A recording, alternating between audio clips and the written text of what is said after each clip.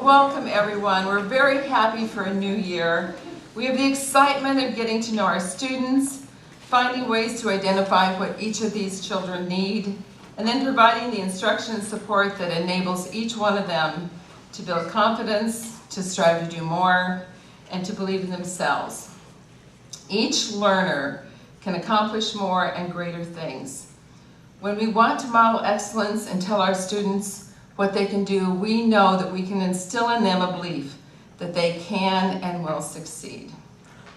Dan Rather said, "The dream begins, most of the time, with a teacher who believes in you, who tugs and pushes and leads you on to the next plateau, and sometimes poking you with a sharp stick called truth. This is what we will do, always with persistence. We will accomplish goals through this. I believe that all of you, all of us, understand the importance of stick-to-itiveness. Constantly encourage ourselves and to try harder, to strive to do better for ourselves and for our kids. And to develop for them a mindset, I can do this. That's what we want for all of our students here as we start in the 2017-2018 school year. So once again, we welcome you. We're so very happy to have you here as a part of our Region 1. And right now we want to thank Trevor Hampton and Mr. Krupa for giving us the music this morning. It was great. Thank you.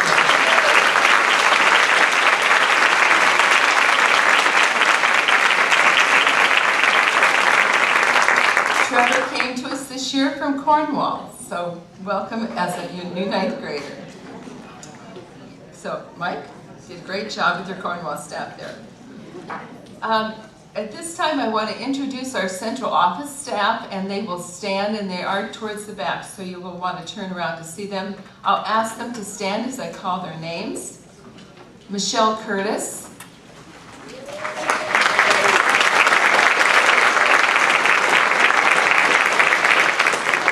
Tony Ramcharan.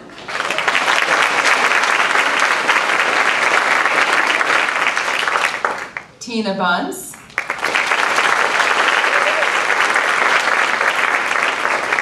Rita Limbos. Christine Alonia. And Sam Herrick. Is Sam here? You all know Sam, okay? All right. So we have our administrators here as well, but this year we have two new administrators. I'm going to introduce them first. Stephanie Major is now at Salisbury Central. Stephanie, would you stand?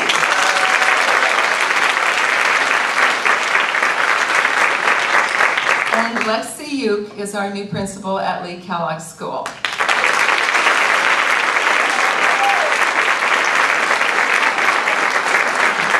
So we welcome you and wish you the very best. We're all here to help you get through the new year. Our other administrators, if you'd stand as I call your name, Dr. Jose Martinez at the high school. Mr. Ian Streever, assistant principal at the high school. Mrs. Florence Budge at Kent Center.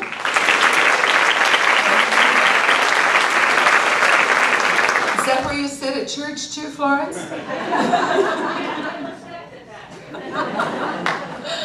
Mrs. Karen Manning at Sharon Center.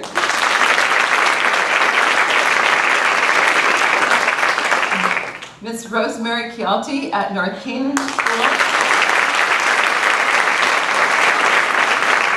Mr. Carl Gross, who is our Pupil Services Director. And Mrs. Martha Schweikert, who is our Special Education Coordinator. They are our leaders, and we do lean on them quite often. Please know that we are all here to help you in any way that we can. Our new assistant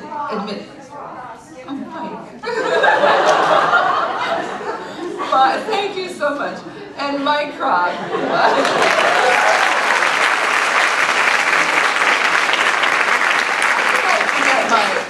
Mike is at Cornwall, and he is one of those people who brought Trevor to us. Our new assistant administrator is Mrs. Lisa Carter. She was appointed as our leader, and we are thrilled to have Lisa in this new role and know that she will help to lead the programs and support our staff. To help our school grow, we're now going to have Lisa introduce all of our new staff members. And so Lisa, would you come forward?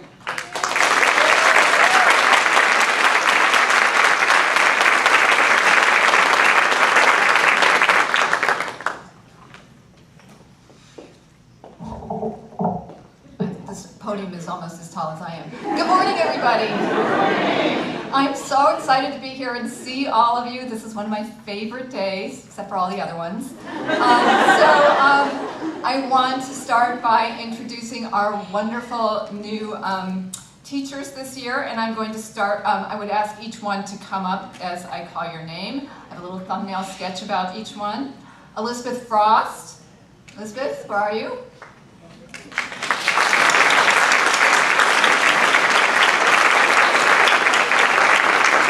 Elizabeth is our new middle school science teacher at Cornwall Consolidated School. She has a bachelor's degree in environmental science and from the University of New Hampshire, and a master's degree in education from Antioch College. Elizabeth's interests include environmental science, Green Club, social justice, and service learning clubs. She also loves hiking, gardening, and she's a beekeeper and is a sheep farmer and apparently has lots of other animals too. So please welcome Elizabeth.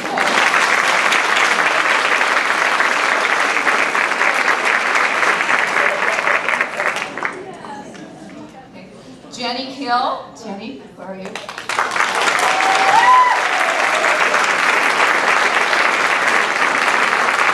Jenny is our new second grade teacher at Salisbury Central School.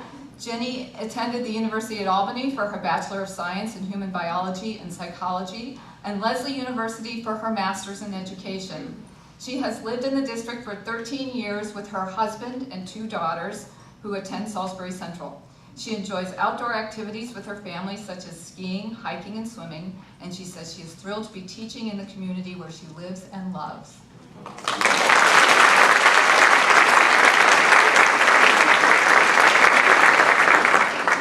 Stephanie Fecto.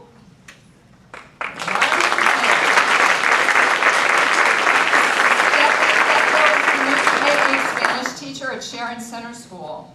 She completed her undergraduate studies at universities in Florida and Ohio, and her graduate studies at universities in Connecticut. Her hobbies include a love of reading, travel, and horseback riding. Stephanie is married and has a 12-year-old son.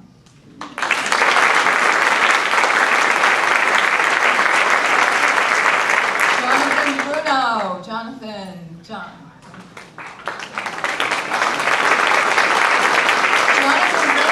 received a BA in History at UMass Boston, a Master's in Special Education from Northeastern University. He is a few months away from earning his doctorate in education from Northeastern University. Jonathan is currently writing his doctoral dissertation focused on teacher education and development with regard to special education students. Jonathan has taught in K-12 schools in Boston for 14 years and holds certifications in history, special education, and English as a second language. Jonathan has lived in Western Massachusetts, Ohio, Nantucket, and Boston. He has recently relocated to the Berkshires with his wife and 3 young children. He worked in the bike industry, and his enthusiasm for this sport drove him to organize an after-school cycling program for Boston students. Along with cycling, he loves to spend time in the great outdoors exploring hiking, Nordic skiing, and playing with his children.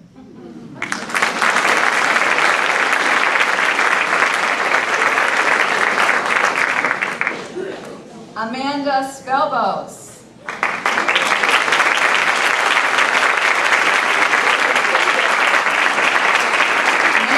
Know Amanda. She is the new Lee H. Kellogg 5th and 7th grade math teacher and the 3rd and 4th grade English language arts teacher. Amanda attended Endicott College for her bachelor's degree and Central Connecticut State University for her master's degree in special education. She graduated from Kent Center School and Houstonic Valley Regional High School. And is excited to be teaching in the region which she attended school. She will be going through the team process this year, starting this year, and her mentor is Joe Marco.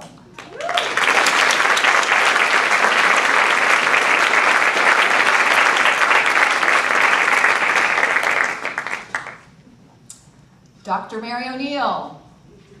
Here you are.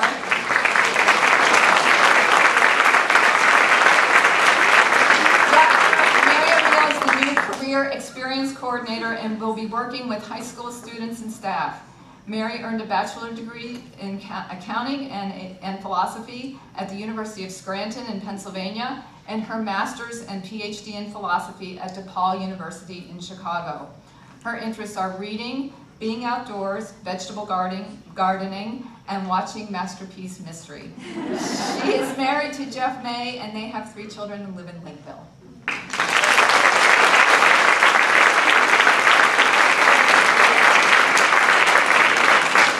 We are very happy to have Lori Bucco back as a member of our high school staff. Lori is an English teacher and will be co-teaching the freshman humanities course. She received her bachelor's degree and master's degree in English from Virginia Tech. She retired from teaching in the Fairfax County School District in Virginia and also taught at the University of Richmond for 19 summers. She moved to Norfolk, where she and her husband are renovating a 200-year-old home, which she calls a lifelong project.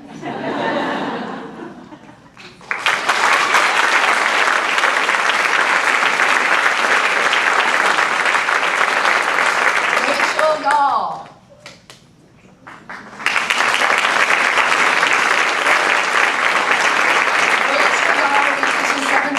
Science this year at North Canaan Elementary. Rachel earned a Bachelor of Arts degree in physics from Barnard College and a middle school math teaching certification from the University of Massachusetts at Amherst. She is currently taking courses towards a science cross-certification as well as complete another master's degree. She taught math at Salisbury Central from 2005 to 2009 and knows many families in the region from past work on area vegetable farms and from being a fiddler for dances, and for music making in area daycares. Her husband Jay is a Cornwall native, and their 2 children will be attending Lee H. Kellogg School in Falls Village. Okay.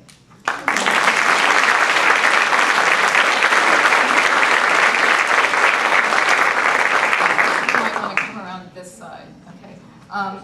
Francisco Charles is our new high school Spanish teacher. He attended.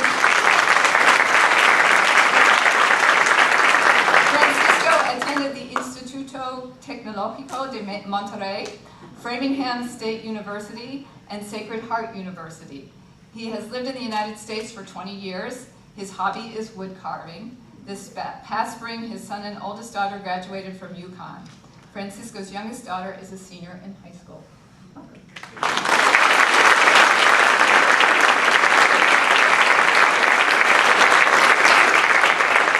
Georgia Kaptonopoulos.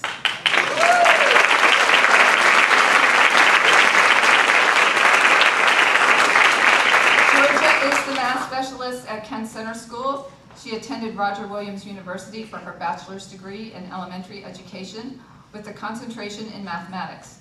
She is currently attending Southern Connecticut State University to complete her master's degree in special education with a concentration in learning disabilities.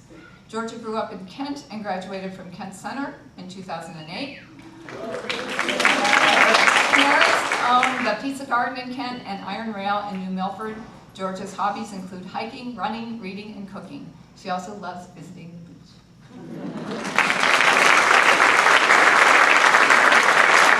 Georgia will also be going through the team process, and her mentor is Karen Iannucci.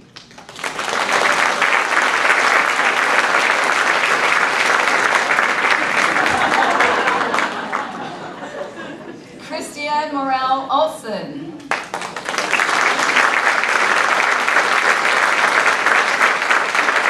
Christiane is our new high school French teacher. She attended the University of Colorado and received her bachelor's degree in French and theater. At the University of Kentucky, where she received her master's in French literature, and Michigan State University, where she received an MFA in acting. Christiane's interests include French, theater, singing, travel, especially to visit family and family in France and Colorado. Sorry. I guess I should give up that career as a newscaster. She is also interested in environmental and conservation issues. Her husband teaches drama at Hotchkiss, and they have 2 children who both attend Salisbury Central School.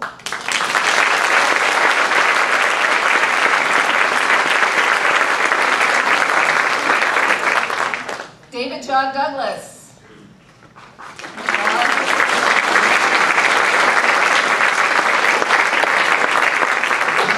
David John is the new teacher in high school science department and completed the majority of his undergraduate studies at Central Connecticut State University. He then went on to complete his graduate work there and is now a member of the current 092 cohort at Central. His hobbies and personal interests include backpacking, woodworking, gardening, and doing arbor work for his wife so they are able to travel. David John and his wife have 2 children, and they have 2 dogs, a cat, a fish, and 2 dozen chickens. Their family hobbies include lots of traveling, camping, and visiting wineries and breweries. He looks forward to working with Region 1 for many reasons, but particularly because he spent his childhood in West Cornwall.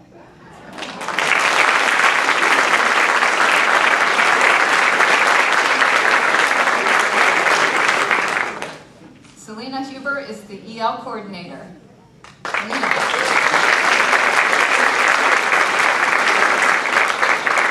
is the new EL coordinator for Region 1. She earned a Bachelor of Science degree in Human Services from the University of Bridgeport. She then went on to earn a master's degree in elementary education from the University of Bridgeport and a master's degree in curriculum and instruction in ESOL from Concordia University of Portland. After teaching for 14 years in Bridgeport Public School District, Selena and her husband, Kevin, moved to Salisbury with their 2 children. She enjoys traveling, scrapbooking, gymnastics, and spending time with her family.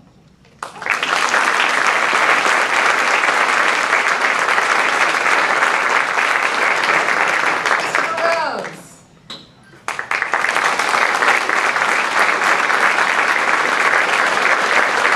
Mr. is our new 5th and 6th grade science teacher at the Kent Center School. Chris attended Valdosta State University in southern Georgia, where he earned his bachelor's degree in middle grade education. Chris taught in Alabama and then moved to Connecticut to be with his fiancée and to teach in Farmington. He enjoys the teaching environment and community of his new home. During the time away from school, he enjoys reading, writing, and painting. Chris is also going through the team process, and Linda Miller is his mentor.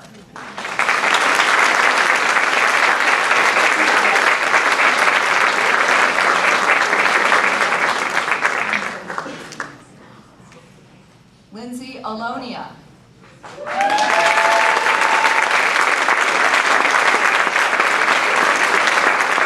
Lindsay is our new 5th and 6th grade math teacher at North Canaan Elementary School. She is a graduate of North Canaan and up here at the high school. Lindsay has a bachelor's degree in management from Western State Connecticut University. She is currently working to obtain her teaching certificate and will be working in North Canaan as a long-term sub. Lindsay's hobbies are hiking, slow-pitch softball, soccer, basketball, math, and science.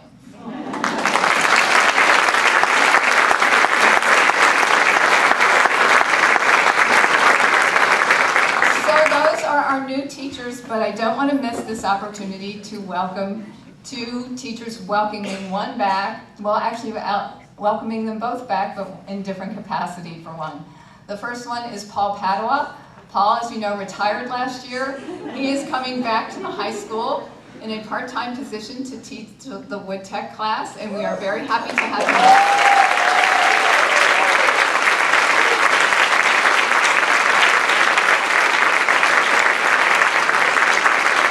And the other is our colleague, Jenny Law. As you know, Jenny, for the past several years, has been the principal at Lee Kellogg School. She will be at Cornwall Consolidated School this year as the 5th and 6th grade English Language Arts teacher, and we are so happy.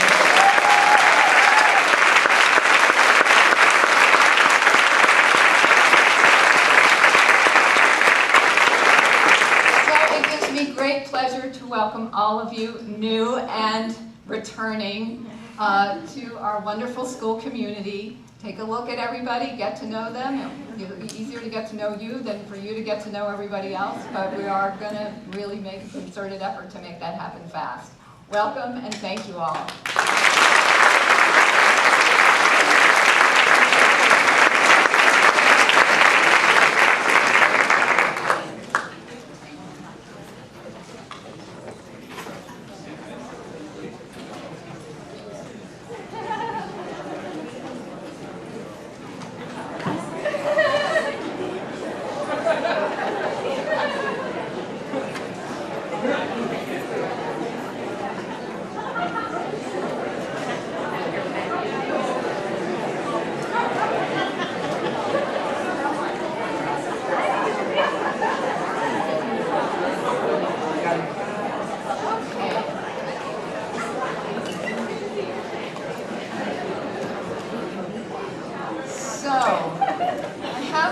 Other things to talk about. I know you're all really anxious to get back to your classrooms, but today's the day we sort of talk about things that big picture plans for the year.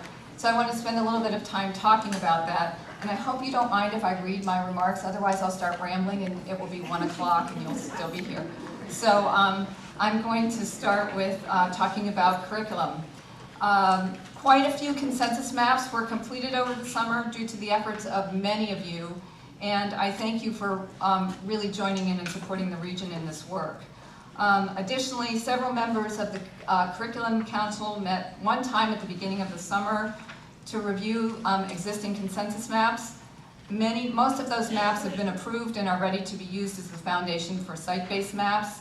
Some units require some revisions before they're ready to go, and we'll be sending those back to the grade level teams to make those identified changes. And I'll be sending a summary list of all of that to you as soon as I can. This year we'll be working with the principals and all of you to continue to make progress with the curriculum mapping, and I will also be communicating those plans to you.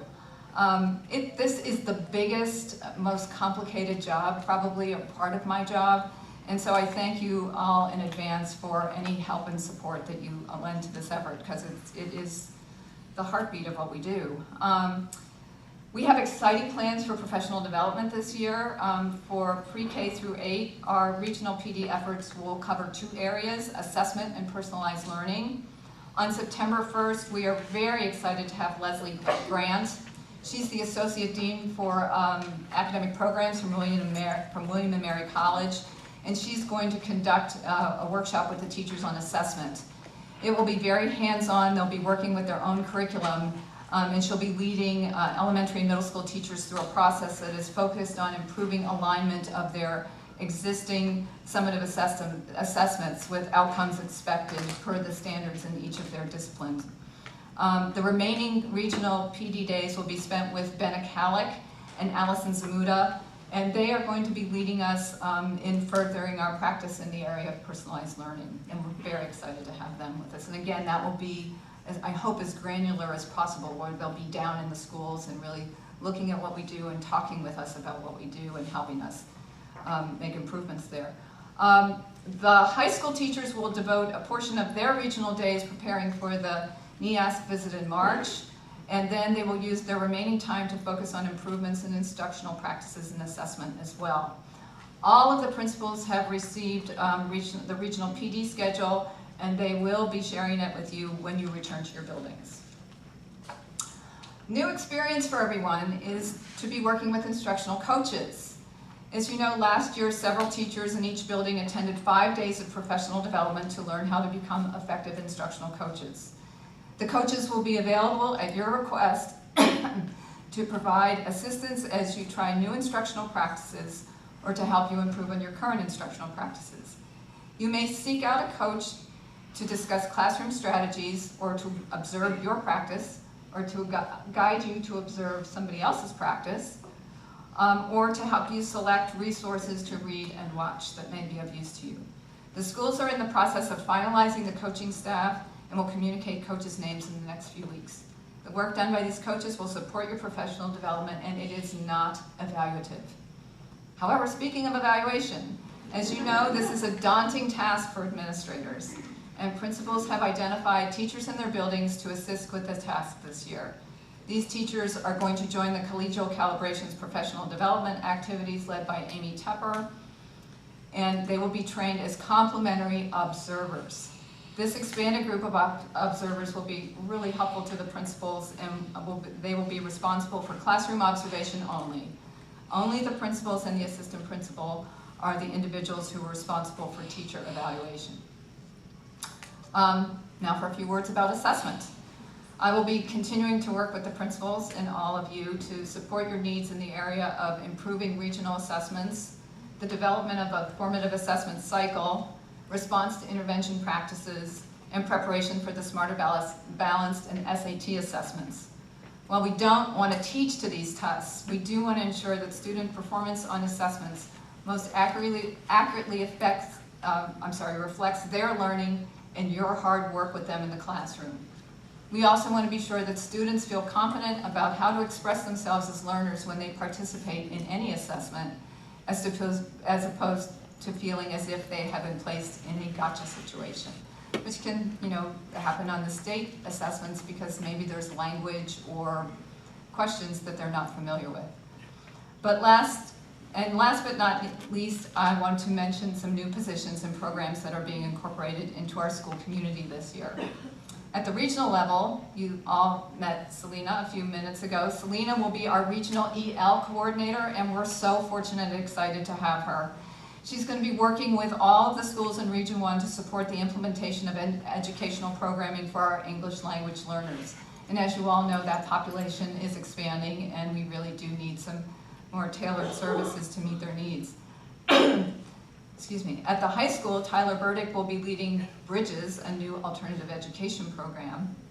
And additionally, at the high school, Mary O'Neill, who you met a few minutes ago, is the new career experience coordinator who will be helping students prepare for and explore work experiences in the surrounding area.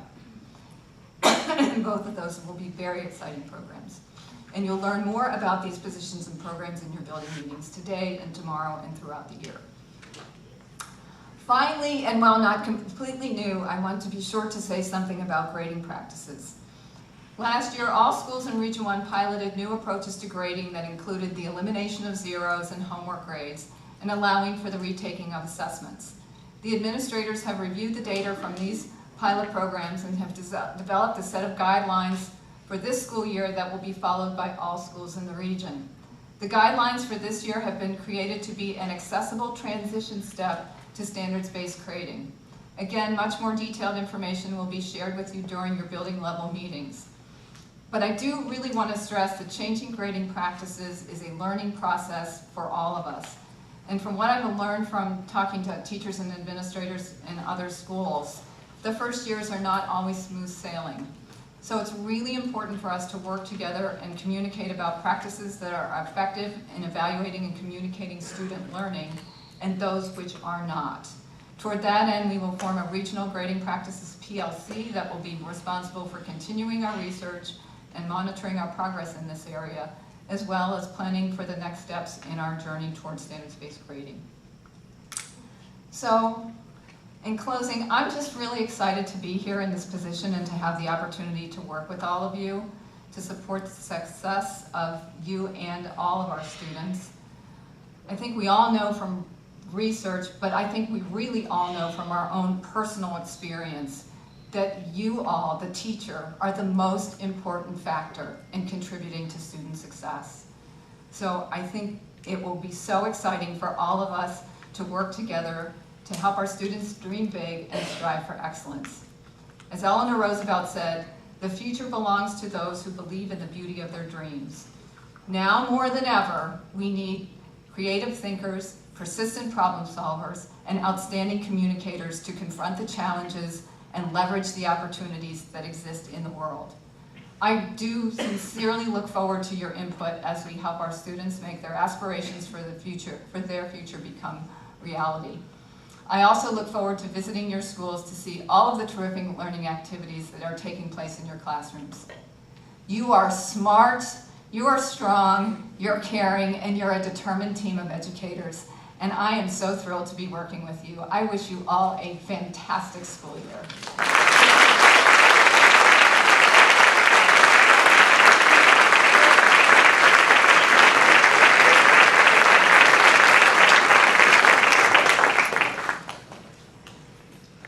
Thank you, Lisa. You can see by the lineup of all of our new teachers that we had up here this year how busy we've been with hiring this summer. But we are very excited to have such a fine group of new teachers. Please take the time to get to know them better. Wonderful staff. We also look forward to Lisa supporting you with all of your work, and she will be just a fine, fine person for you to go to at any time when you need that extra help. Every year, as we come into a new school year, we have a message about what we want for our students. But this year, it all feels different. We are instead dealing with a new and different country, one we have not seen since the racial divide in the 1960s.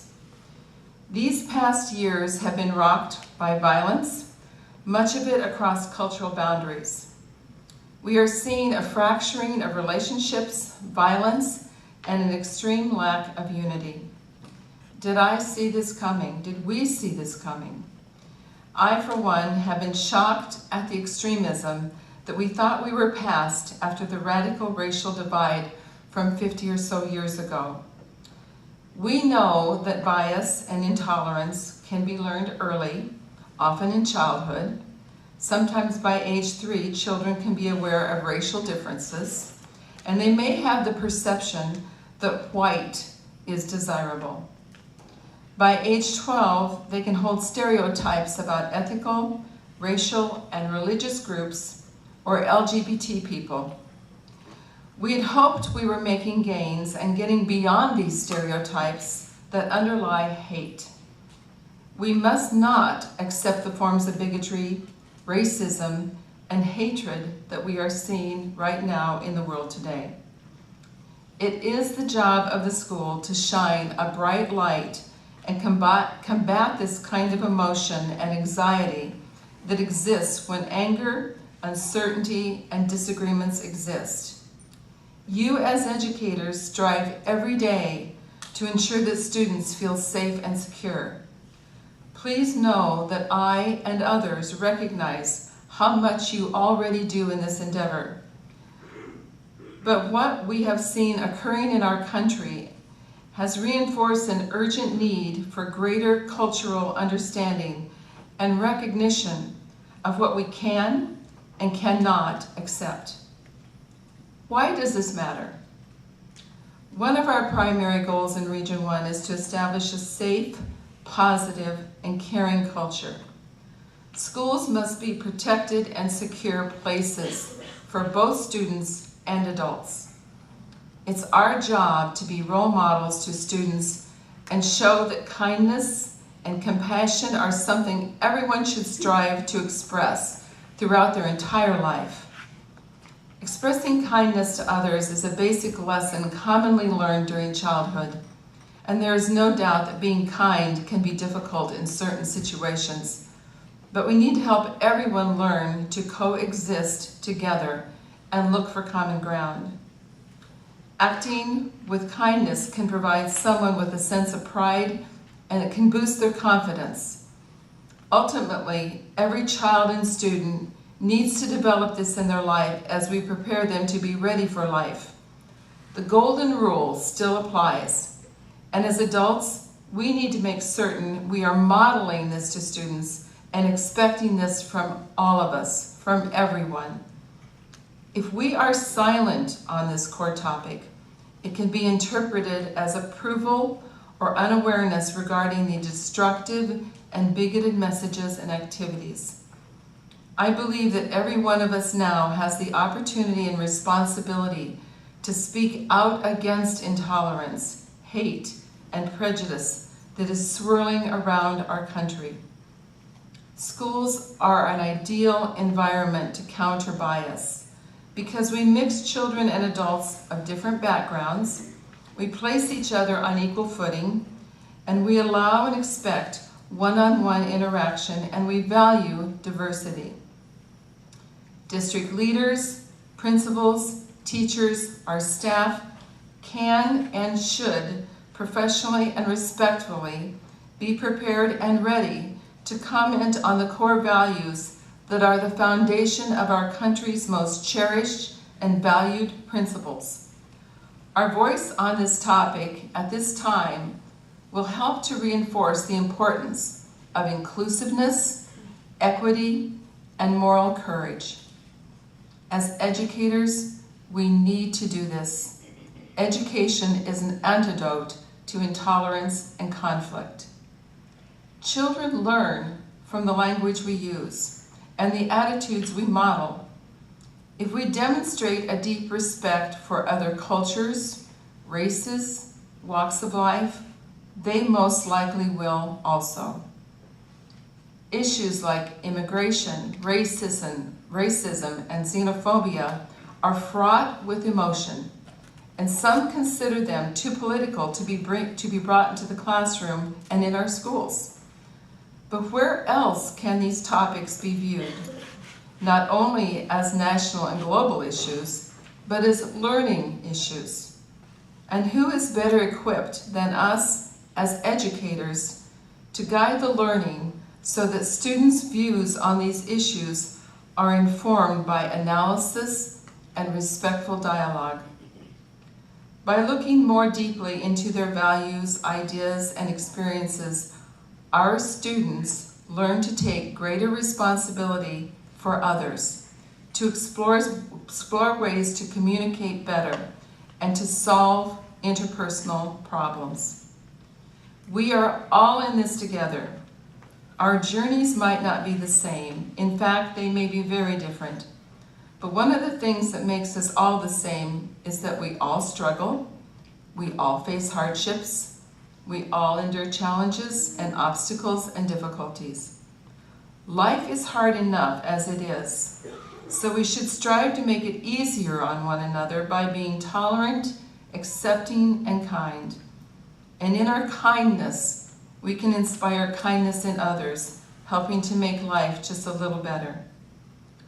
What we teach in schools can foster social responsibility by giving students a basic understanding of local, national, and worldwide social justice issues and underlying conflicts that can lead to violence. It's up to us to demonstrate effective conflict resolution, tolerance in our actions and in our words and deeds, and celebrate diversity. As we enter a new school year, let's all make a commitment to model what we want to see happen in our world. We may not be able to immediately change what's occurring outside of these walls, but we certainly can find ways to show students that we are an inclusive school and that we will not tolerate hatred and bigotry. It is our responsibility to model something different. We are not only in the business of educating our students to be college and career ready academically, as the time has come for us to work together and to teach each other to care about one another, to critically examine violence and social justice issues, and to foster skills and take action that will help resolve our social problems. Never doubt that providing hope and courage to our students is lost. You, as educators, do touch the future. Our students will always remember what we stand for and how you help them to know right from wrong, tolerance from intolerance, love from hatred.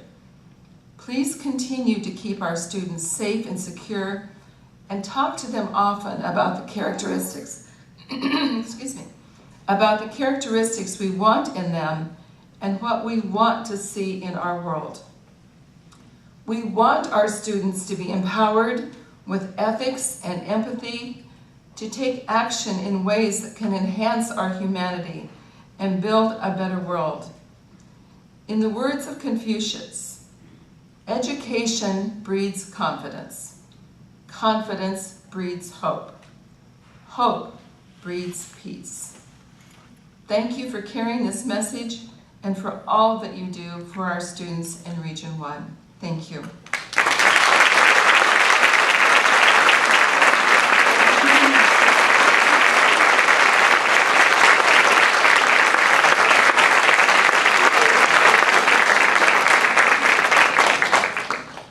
At this time, it's my great honor to do something I don't think that we have done before. And we thought it would really be a wonderful thing to invite one of our former students here to speak to you. Alexa Curtis is an alumni of Region 1, and many of you know her. She attended Schenner Center School and graduated from Housatonic with honors in 2012. When she was at Hoosie, Alexa was elected to the National Honor Society, and she proudly served as an FFA officer.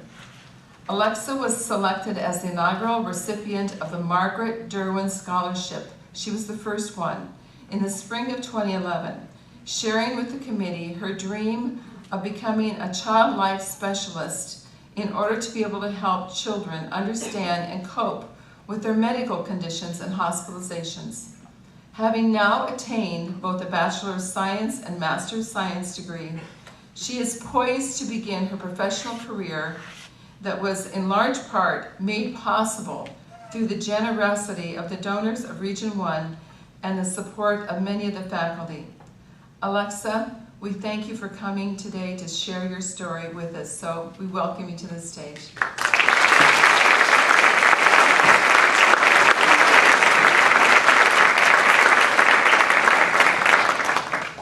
Good morning, everyone. Good morning.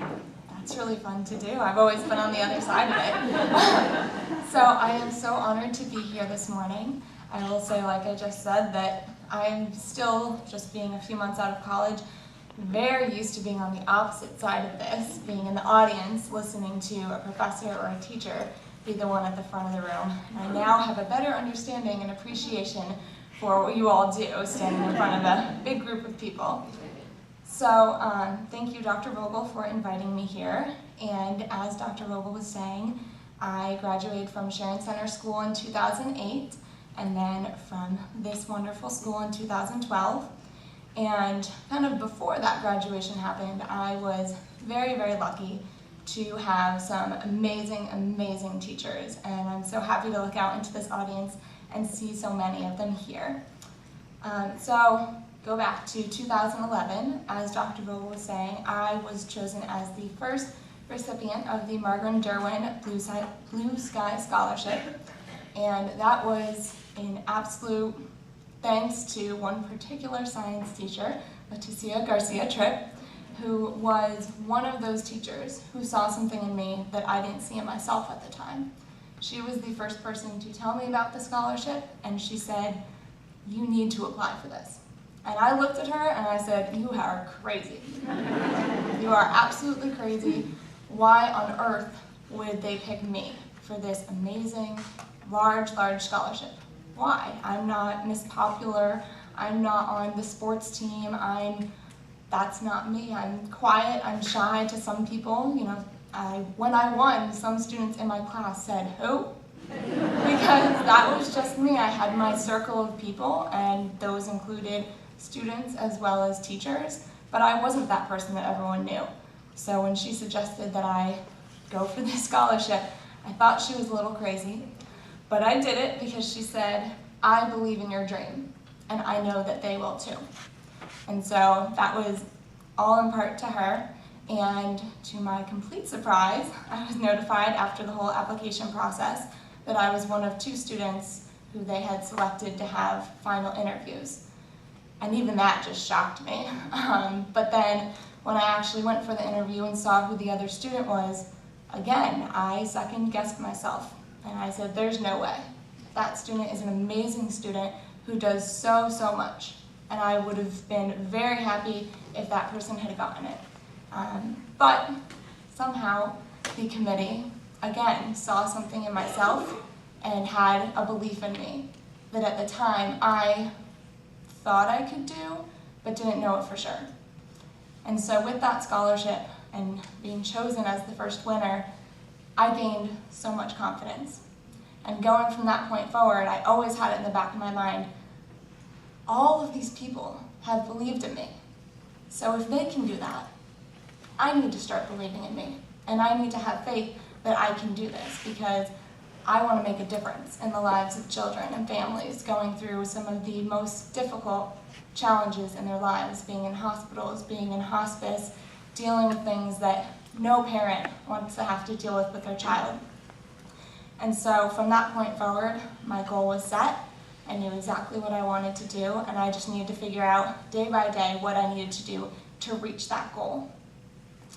And so, with lots of help and support, I went on to Wheelock College in Boston and was applied during my second year to a 5-year dual degree program, and once again was accepted, which was great.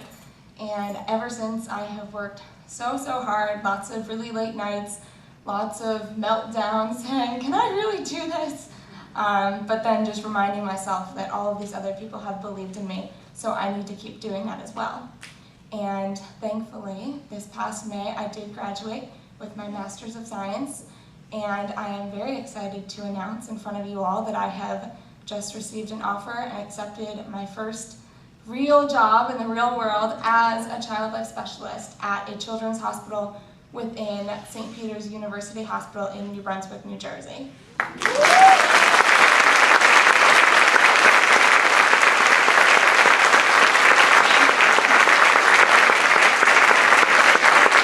Thank you so much, and don't worry, I'll come back and visit a lot, I promise. There's no way I could leave this region for too long. So I just want to, first of all, say thank you for all of your support. And like I said, I'm very lucky to be back here today speaking with all of you. And so what Dr. Vogel asked me to do is to kind of talk about my experience in Region 1, talk about the things that are done really well, and talk about some of the things that maybe need a little bit of improvement from the experience that I had. And so I figured it might be better to kind of start with the things that maybe need a little bit of improvement, because let's face it, nothing can ever be perfect. And so there always is need for improvement. And then I'll go to all the great stuff and make everyone happy as I close.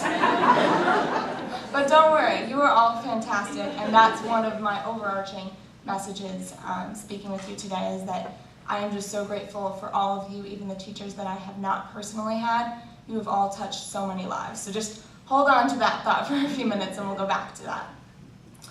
So one of the experiences that I had while I was in Region 1 was the opportunity both in elementary, middle school, and high school to be a part of all different assemblies where we're celebrating students and students' successes, kids who are on the sports teams, being able to celebrate them and their big victories, as well as students who did really well on Spanish or French mastery tests and all of those things.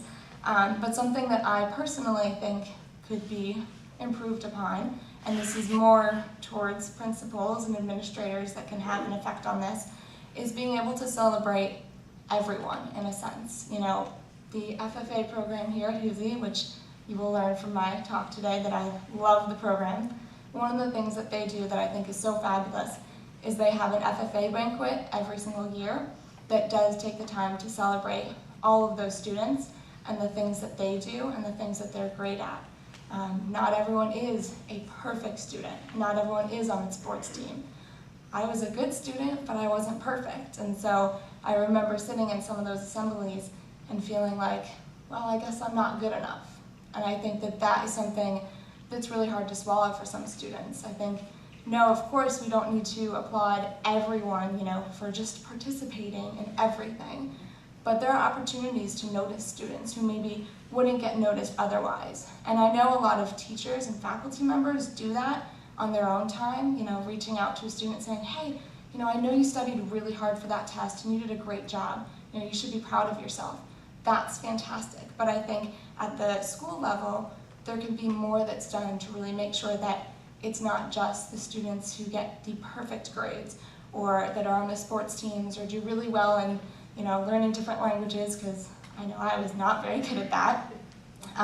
So I think that that's something that could just be looked into so that all students feel appreciated and like they're bringing something to each of your individual schools that you all recognize. So that's one of my thoughts.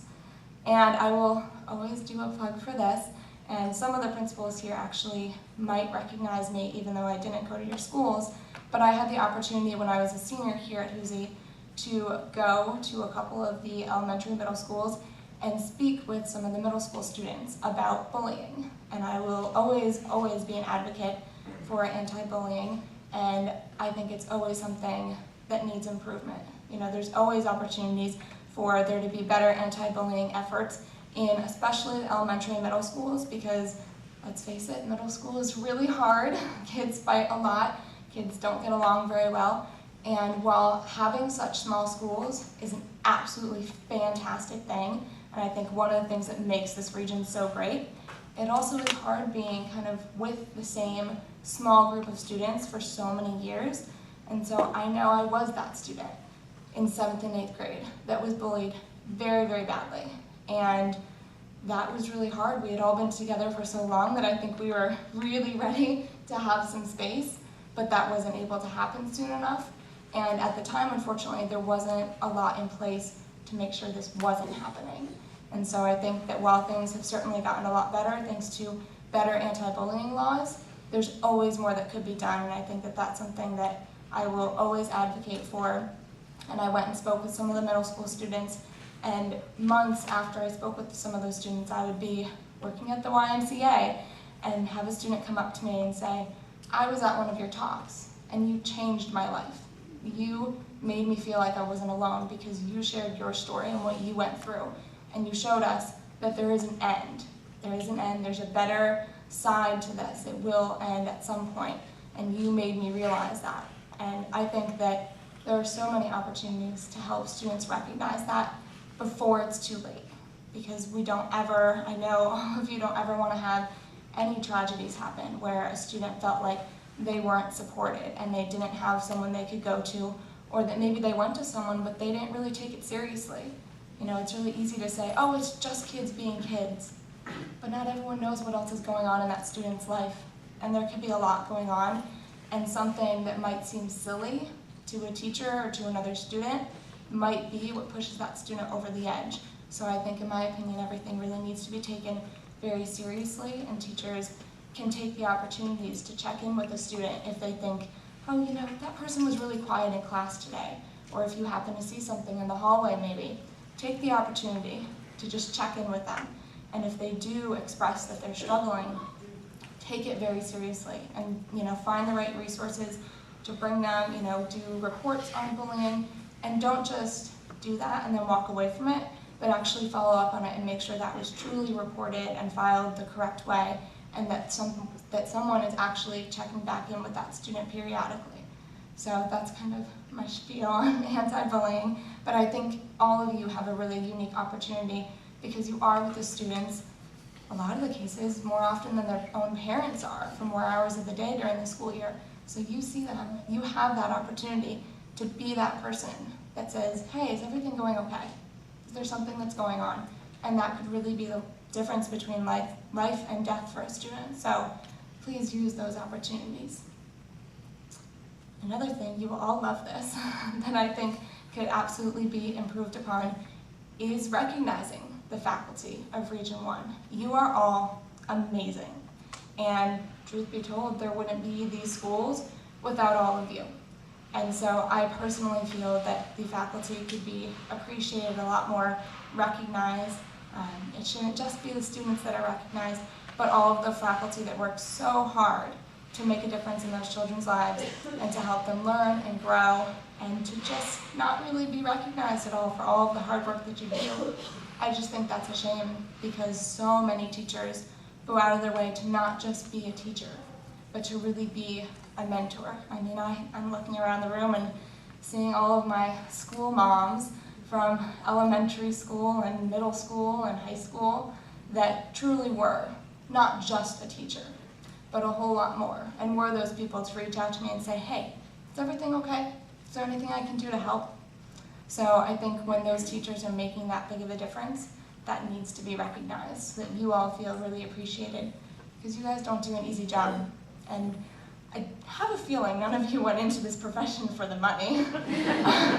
let's be real. And so I think a lot of you have it in your heart that you want to make a difference, and there are days I'm sure that you're wondering, do I really make a difference? Does anyone notice anymore?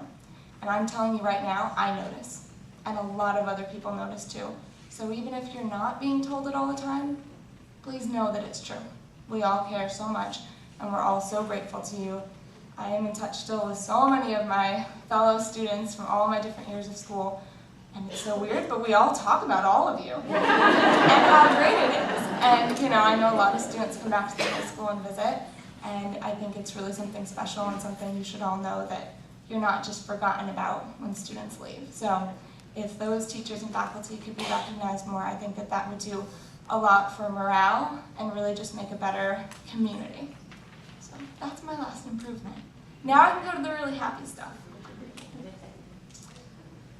So one of the things that I think is really special and unique about Region 1 is its size. It is so small, which makes an opportunity to have really small class sizes. And that is something that you do not get everywhere. I mean, my mom went to a high school with thousands of people. My graduating class was like 138. So I think we're really lucky to have such small class sizes where there can be a focus on making sure students are understanding and being able to take the time to reach out to a student if they're not understanding a concept and kind of catch them up. But then specifically, everyone has different learning styles. And that's something that for my mom was a complete shock to her when I was in first grade and I was tested and we found out that I am a tactile learner. I need to be walking around while reading a book to be able to memorize the information. I need to, as my second, third, and fourth grade teachers will remember, I need to have pencils and put 2 pencils down and 2 pencils down to understand 2 times 2. I can't just be told, well, it's 2 times 2, so, that's all it is. I needed to physically see it and be able to manipulate it.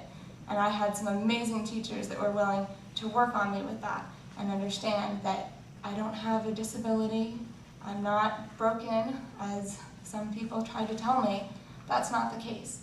I just learn differently than other people, and everyone has a unique learning style. And so, I had some amazing teachers that were able to recognize that. I had one teacher, he's not here at the high school anymore, but he took the time my first year.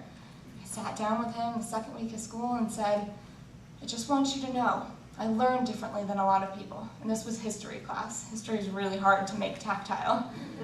And I said, I'm really nervous because we're going to have a lot of tests. And I don't do well on tests. They are very frightening for me. And I can't keep the information in my head just by reading the ginormous textbook.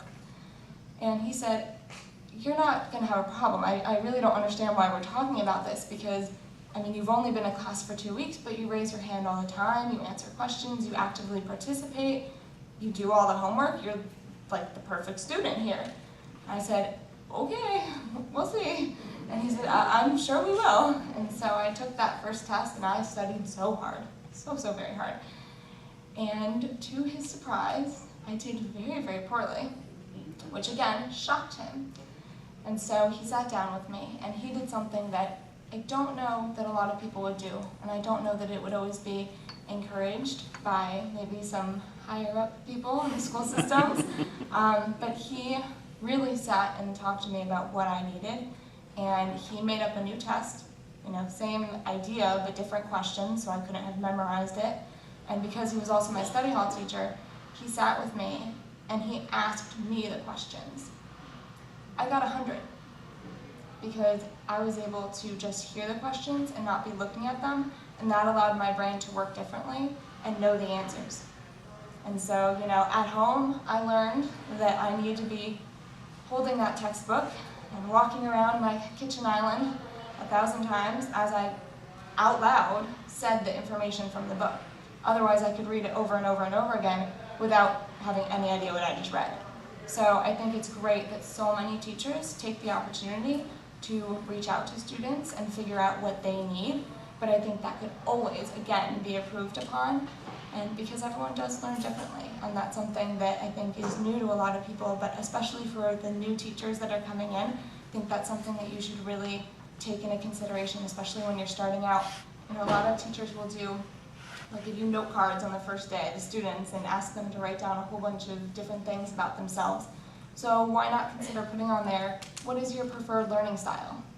They might already know, or they might have an idea of a better way that they learn, and if you could maybe incorporate that into at least a small part of what you're teaching the students, that could make the difference literally between an F on a test and a 100 on a test.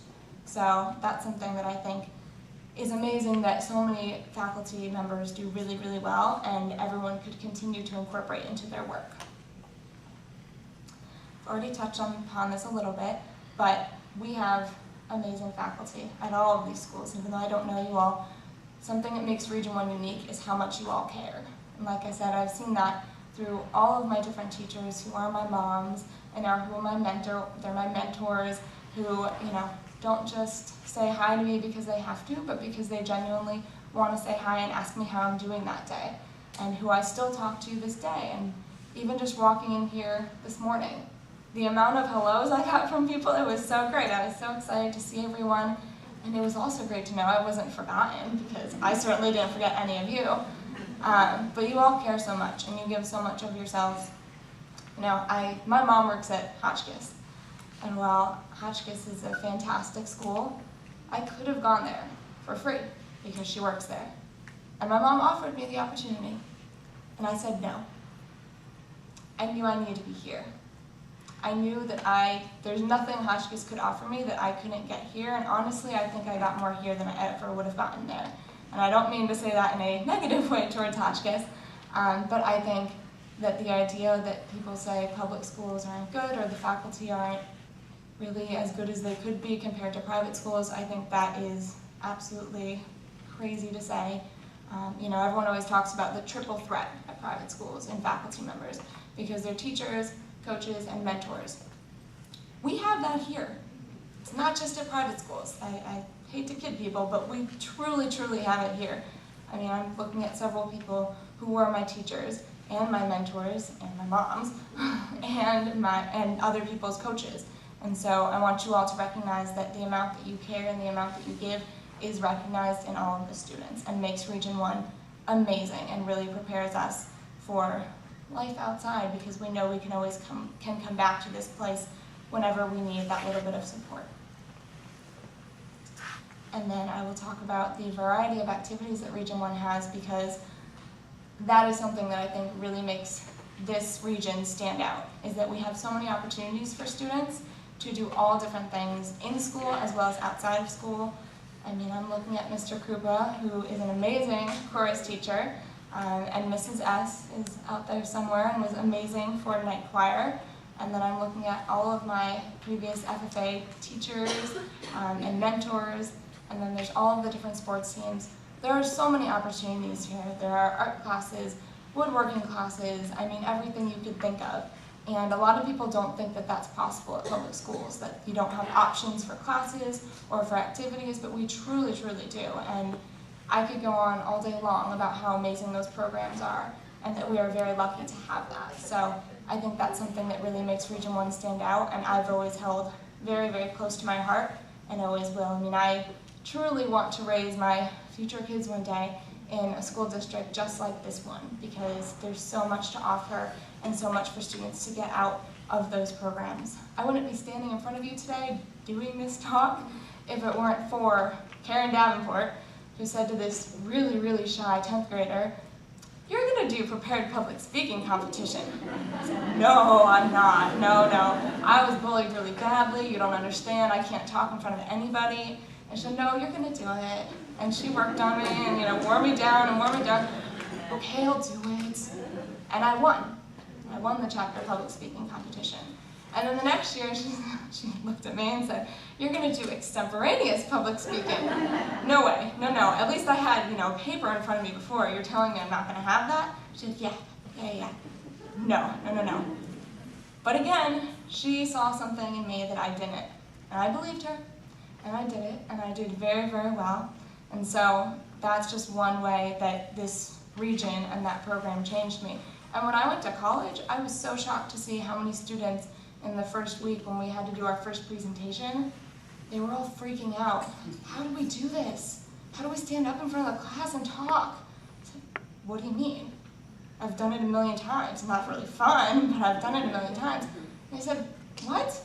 We only ever wrote papers and took tests. I don't know how to do this. How do you keep your composure? What do you do?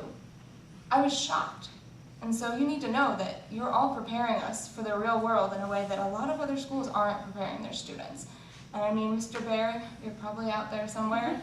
You said that we would not come back and thank you for working on those 5-paragraph essays a million times over. You said that. And guess what? I'm saying thank you because when I was writing all my scholarship essays and college essays and all of my papers in school, those 5-paragraph essays, I nailed it. I had professors come up to me and say, yours is the best in the class. No one else knows how to write a 5-paragraph essay. How did you learn? And I said, Mr. Bear. So thank you for that, Mr. Bear. Yeah.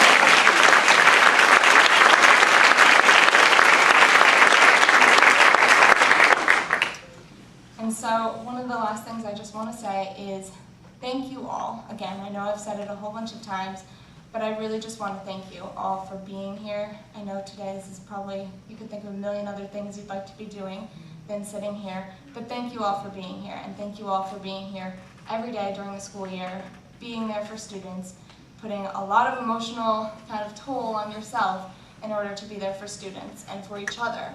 That's not something that everyone is able to do and take on such a difficult job, but you all do it, and I could not be more appreciative. And so, in closing, I know everyone claps at the end when someone speaks, but instead of clapping for me, I'd like you all to clap for yourself and everyone around you because you are the reason that we have these schools and that they're as amazing as they are and prepare these students for the real world. So thank you.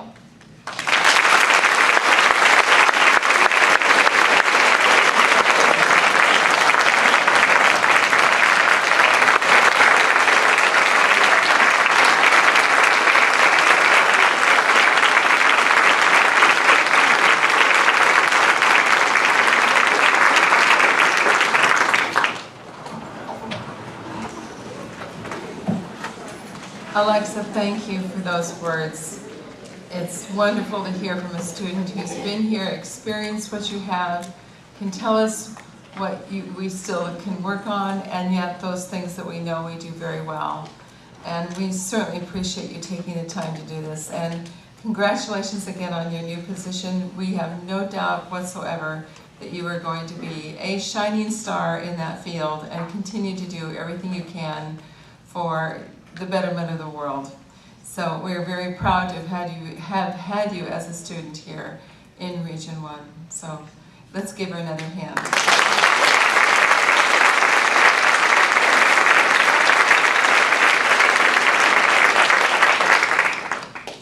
So that actually does conclude, we got done quite a bit early, which I know teachers are always eager to get back to their schools and get things done.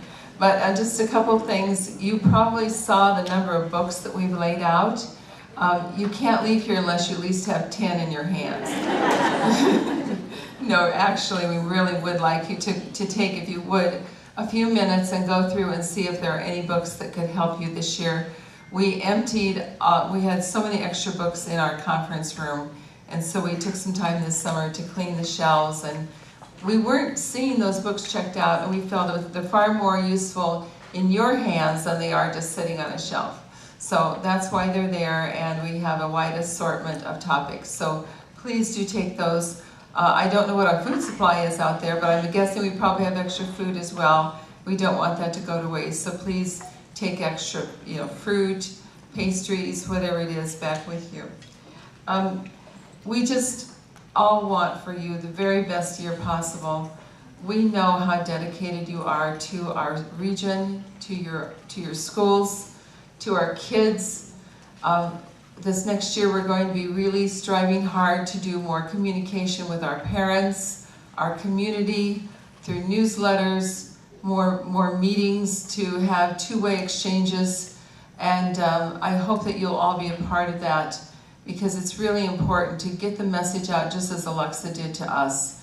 The message out to everyone about how we can be the very best we can be, because as she said, we do have a great staff, and I know how much you work together and support each other. So from all of us, have the very, very best school year in 2017, 2018. And at any time, go to your colleagues, come to us. Never just feel like you're alone. We are all in this together. We're a team. So thank you and have a great school year.